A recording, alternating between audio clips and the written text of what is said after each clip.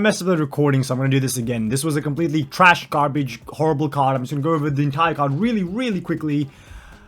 Anshul Jubli does not deserve to be Indian. I say this, I think he's the only one in the UFC right now that is fighting out of that country. And he's completely terrible. No chin, garbage, trash.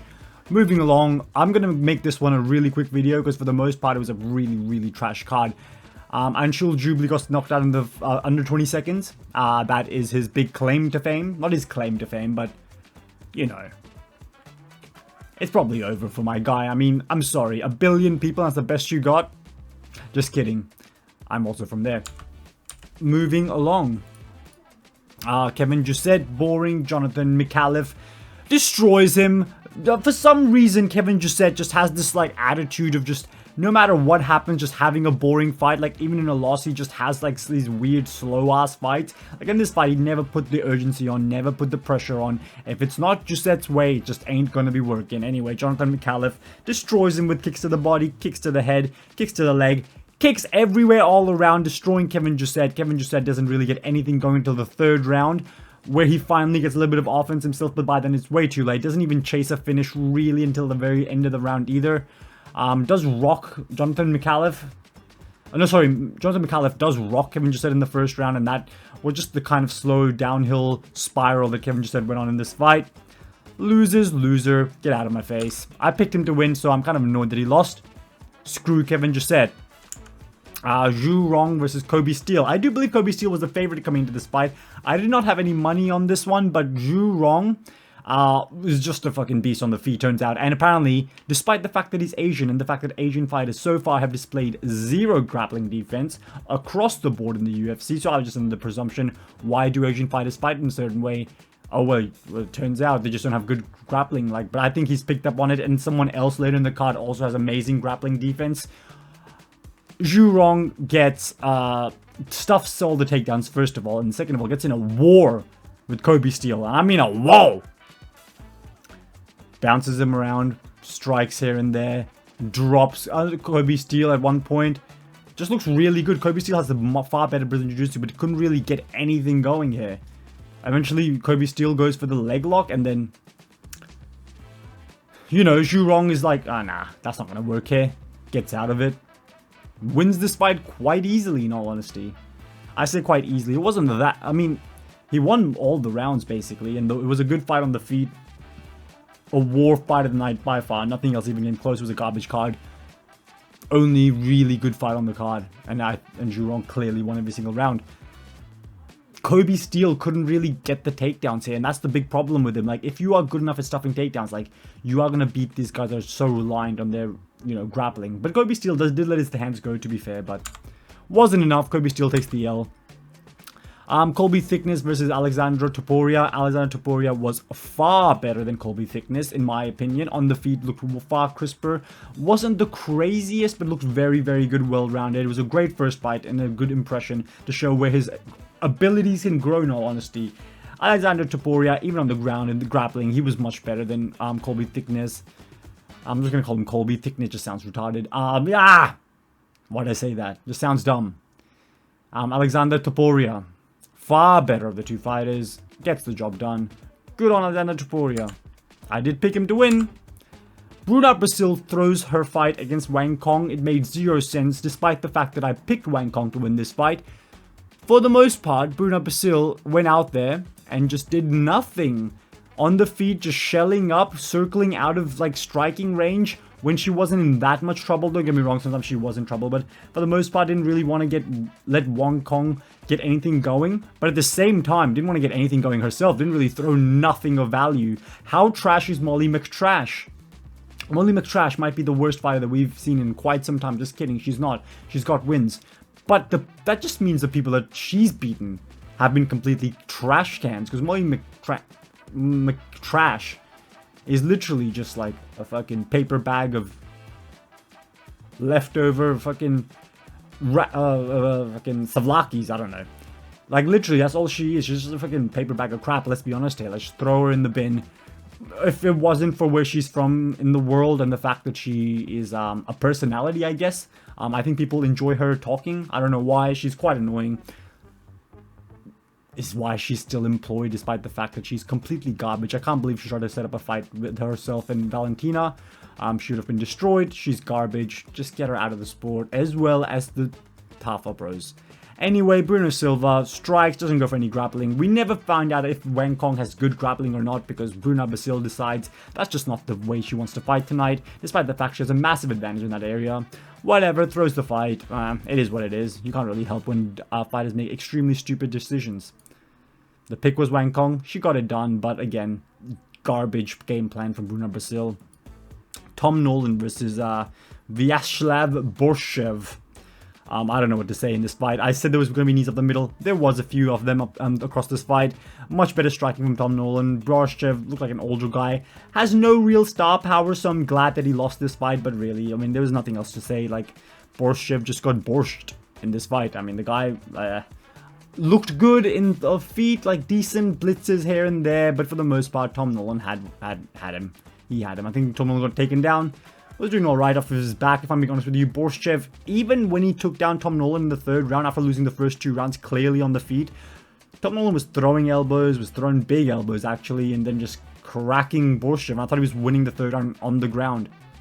In my opinion, I think some judges need to give him that round because he did more damage off of his back than Borshchev did, despite having top control. Didn't do really that much damage. Didn't really set up some crazy submission attempts. The fight was never close to ending on behalf of Borshchev. Tom Nolan was just doing much better.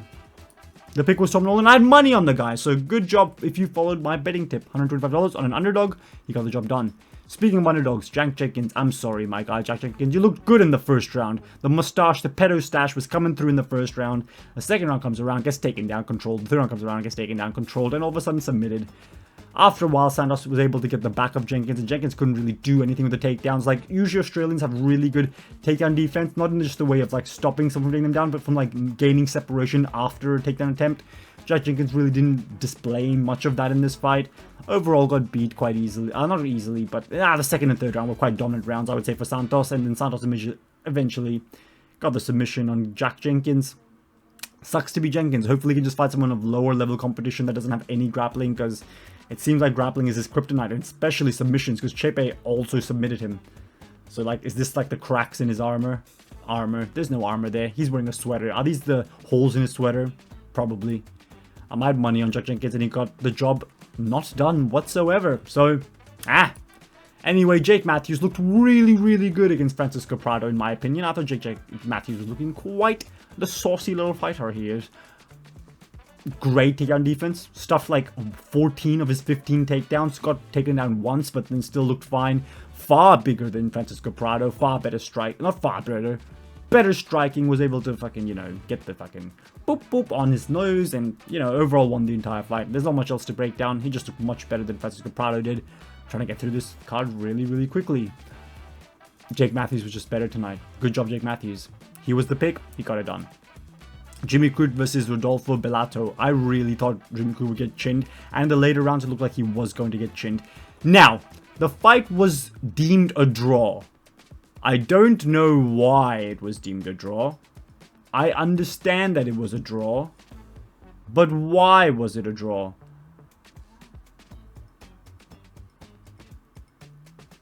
Honestly, the first round, I'm guessing they gave a 10-8, and then 2 and 3. I haven't checked, by the way. They gave it Rodolfo Bellato. And the second round was very close, and I did think, it can go either way. But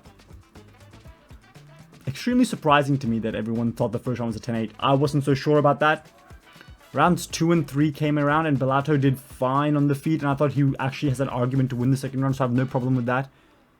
But I thought more judges would go towards Jimmy Crute just because of the way he was striking. He had more pop to his shots. But in the third round, clearly Bellato, you can't really argue that. Jimmy Crute completely gassed by then. Was taking some big leg kicks as well. Was gassed. You could tell his movement wasn't the same. But yeah, weird that it was a draw again. Again, a draw. Probably going to maybe set up a rematch. But no one really wants to watch Bellato fight. I'm being honest with you, versus Jimmy Crute. But whatever, it can just be another Apex Fight Night card. I honestly thought Jimmy Crute would probably get the decision because I think round 2, I thought 2 of the judges would go towards Jimmy Crute while 1 goes towards Bellato because I thought Jimmy Crute slightly edged it out. I had him winning.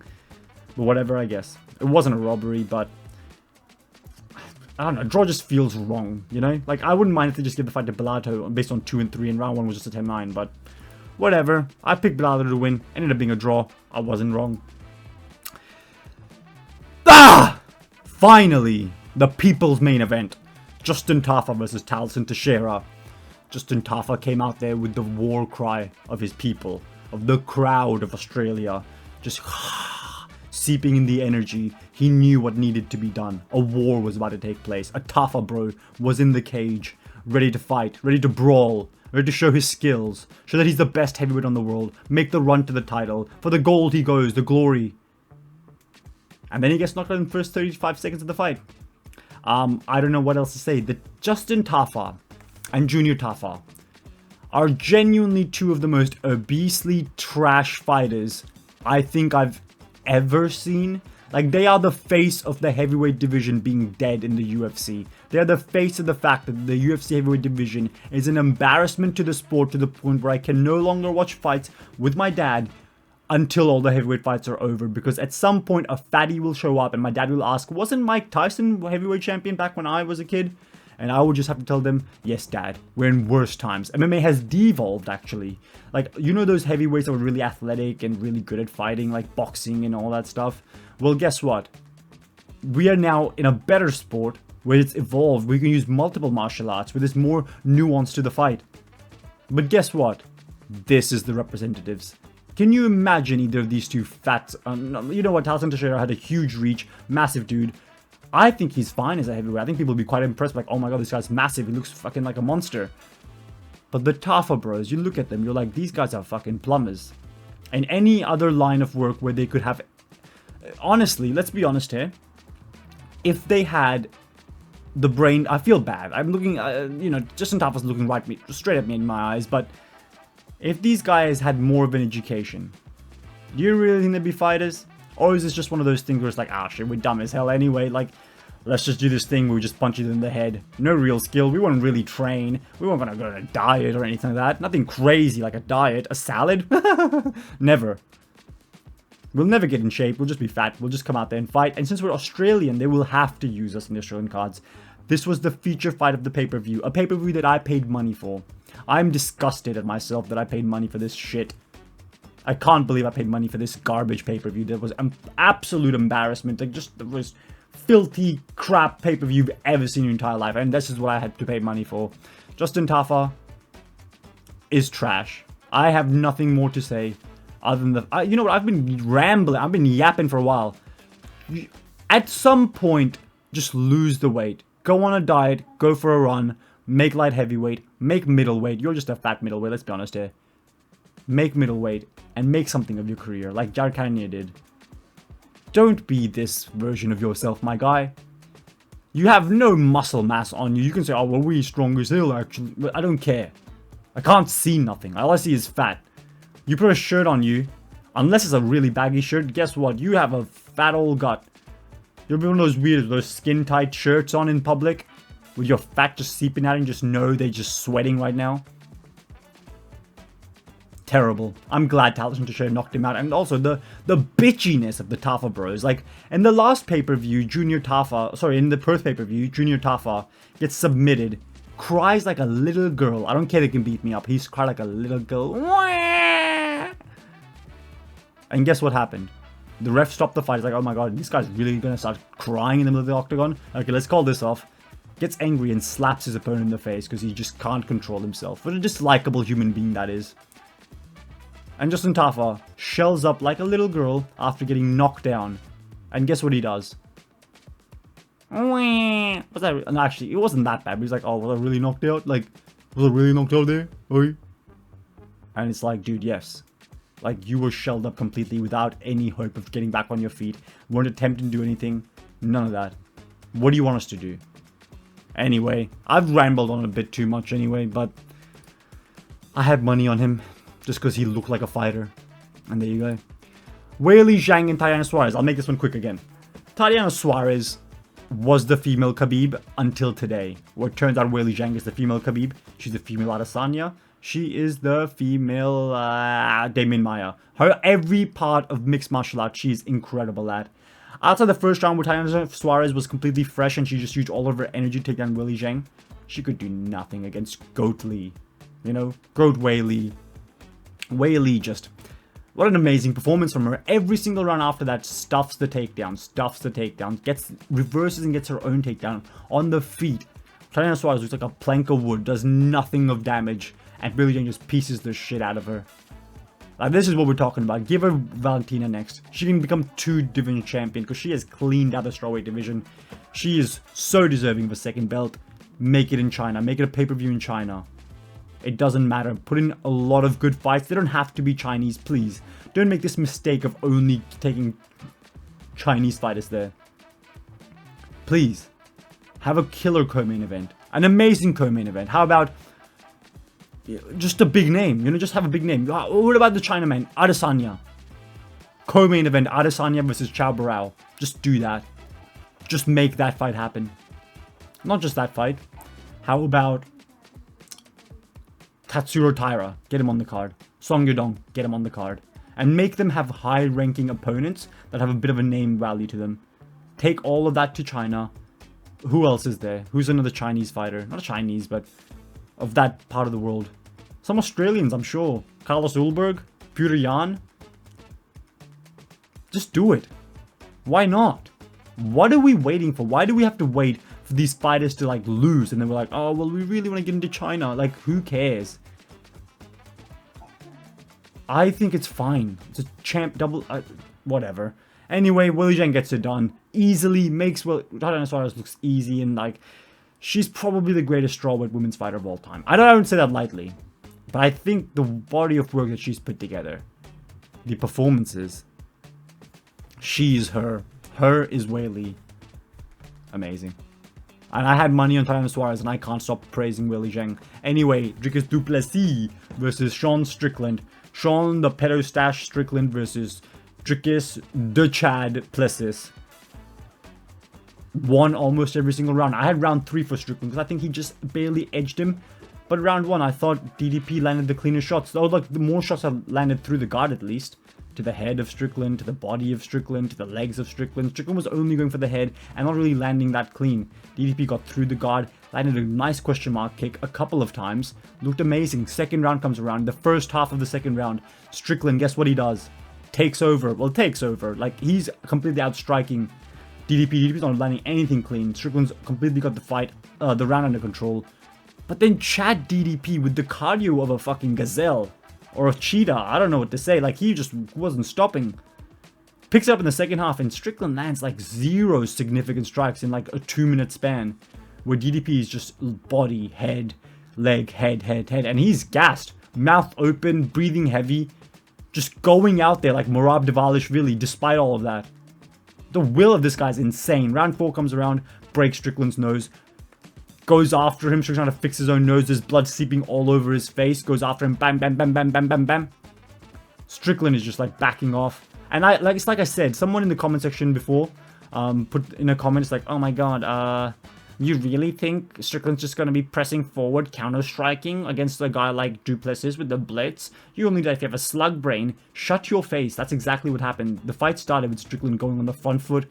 Started on the back foot trying to counter-strike, couldn't really land nothing clean, has no power in his hands, let's be honest.